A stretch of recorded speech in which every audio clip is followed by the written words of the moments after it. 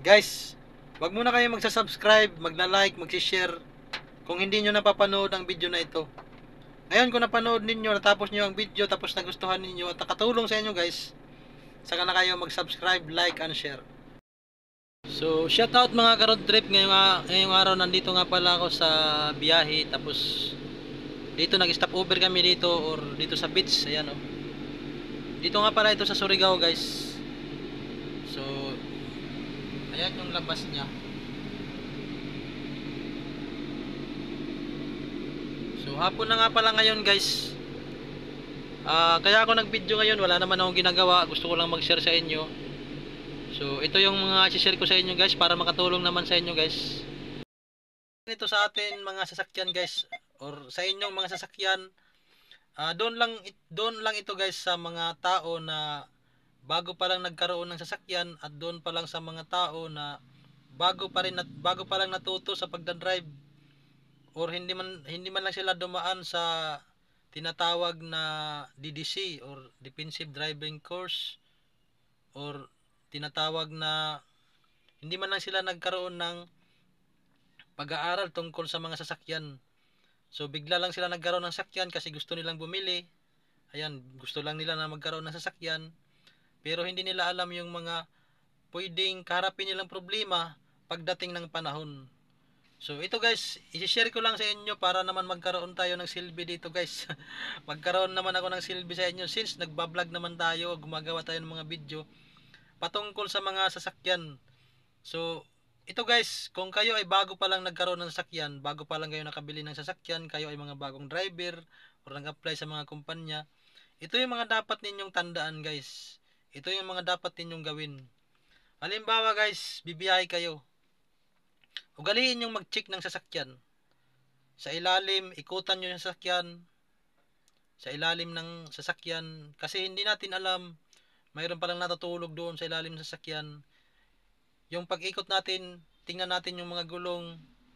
Tapos, tingnan natin kung uh, kulang ba ng hangin yung gulong. Tapos guys, paanda rin yung sasakyan, yung tinatawag na blue baggage. So dapat ina-apply natin yung blue baggage. Pag-check ng ilaw, pag-check ng fuel, pag-check ng battery, pag-check ng hangin, pag-check ng gulong, lahat ng parte ng sasakyan na visible sa paningin mo ay kailangan mong i-check. Ngayon guys, kung na-check nyo na lahat yan mga sir, mga ma'am, ah may dadagdag pa rin ako sa inyo guys. Ito ay tungkol naman kung nagbibiyahe tayo guys. Siyempre, nandyan na yung safety natin, yung wag tayong iinom kasi napakadelikado. Kasi kung nagdadrive tayo ng nakainom, pag nadisgrasya tayo, malaki ang penalty niyan. Pagdating sa pag nahuli tayo ng pulis, siyempre pag nadisgrasya tayo, mayroon yan investigation. Napakalaking multa niyan. So, i-search nyo lang sa Google. Mayroon naman tayo Google. Pero ito ay mga paalala lang naman, mga friendly reminders lang sa inyo doon sa mga bagong nagkaroon ng sasakyan. Tapos naman guys, halimbawa nagbiyahe kayo ng malayo, dapat yung inyong sasakyan ay wag nyo kaagad papatayin. Hayaan yung naka-idling siya muna. So mas maganda mga 15 minutes. 15 minutes na hayaan yung naka-idling, 10 to 15 minutes para mag-cool down siya guys. Kasi ano nga ba ang pwedeng sirain yan? Halimbawa, pagdating nyo sa inyong pupuntahan, bigla nyo nang pinatay yung makina kasi, yung sasakyan kasi, gusto nyo na kaagad pumunta doon sa pupuntahan nyo kung saan man yun. Kaya ang nagiging habit natin, pinapatay kaagad natin para makababa na kaagad tayo ng sasakyan. So, which is mali yun guys. Hindi nyo man makaharap yung problema sa ngayon, pagdating ng araw ay mai-encounter nyo yan guys. So unang sisirain dyan guys, halimbawa biyahe nyo malayo, pagdating nyo sa area, pinatay kagad ang makina. So ano ba ang mga pwedeng masira dyan guys? Pwedeng masira dyan aircon. Ayan. So ang problema dyan, pag nasira yung aircon, siyempre hindi na kayo comfortable sa inyong sakyan. Mainit na pag nabibiyahe kayo. So ipapaayos nyo, gasto niyan. Malaking gasto na naman. So bakit siya masisira guys? Kasi hindi siya nag-cool down. Yung mga dumi na dumikit doon sa ating aircon ay hindi siya matatanggal. Kasi pag pinatay natin, masyado pang malamig yung aircon, didikit yun. Tapos titigas yun doon. Pag tumigas yun, sigurado ako guys, sira yung aircon natin kasi babara yun doon. So isa yun sa mga dahilan kung bakit. So pangalawa guys, yung atin makina. Kaya ang atin makina pag katagalan ay nag-overheat. Dahil yan sa ginagawa natin na maling paraan na pagdating natin sa area, pinapatay kagad yung makina. Isipin nyo guys, napakainit ng metal, bigla yung papatayin. So yung surroundings niya medyo malamig. So madideform yung metal. So yun ang mangyayari diyan pag na-deform yung metal, yung cylinder head, pag na-deform yan, magkukus yan ng overheat kasi sisingaw na siya. Yung daanan ng tubig at saka oil or tinatawag na water jacket ay magko-combine yun, combine. Pag nag-combine yun, ang mangyayari doon, overhaul na ang mangyayari. Kailangan mo nang i-overhaul. So malaking gasto na naman yun guys. Ang pangatlo guys, ito yung pinakamatindi. Lalo na kung yung sasakyan ninyo ay ano siya guys, yung naka-turbo. So alam natin yung turbo ay napakamahal niyan guys. So ano nga ba ang pwede mangyari sa turbo? Ang turbo natin ay may dumadaan na oil doon.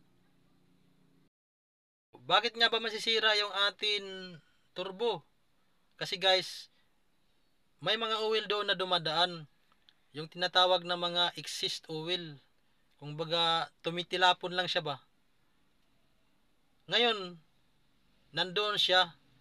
Dapat hindi siya naka-stack up doon. Pag pinatay natin yung makina, yung oil na yun guys, titigas yun. Doon mismo sa ilalim ng atin turbo. Ngayon sa palagi mong ginagawa niyan, habitual mo nang ginagawa yan, dadami at dadami yun hanggang bumara yun. Pag bumara yun, ang mangyayari sa inyong sasakyan ay low power. Ngayon, kung wala ka masyadong alam, siyempre tatakbo ka sa shop or mekaniko. So, magkakaroon na naman ng panibagong expenses or gasto. So, maliban na lang guys, kung mapira kayo, walang problema yon.